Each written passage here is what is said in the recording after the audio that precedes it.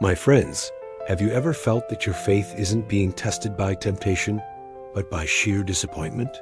Those moments when your prayers seem to echo in an empty room, when loss feels so deeply unfair, and when you just can't make sense of what God has allowed to happen. This is a silent struggle for so many believers. It's not about sin.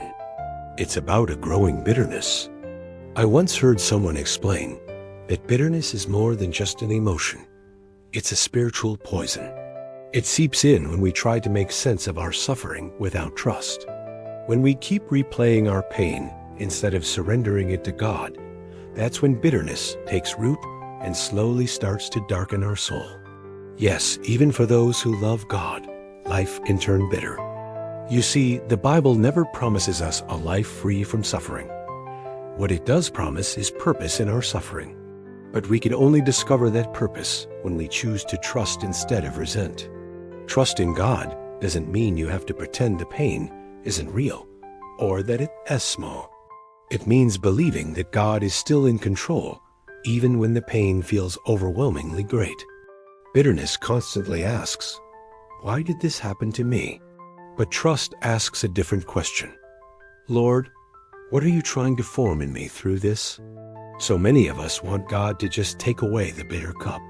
But sometimes He asks us to drink it because He wants to change us in a way that comfort never could.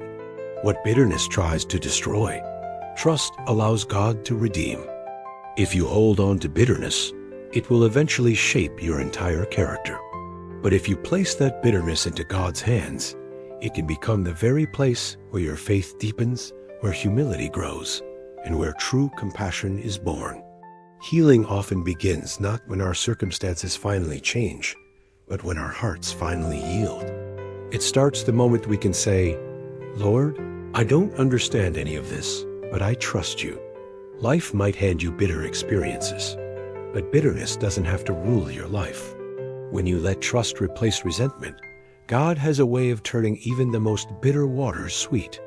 And the very thing that once wounded you becomes the sacred ground where a deeper, more resilient faith is formed.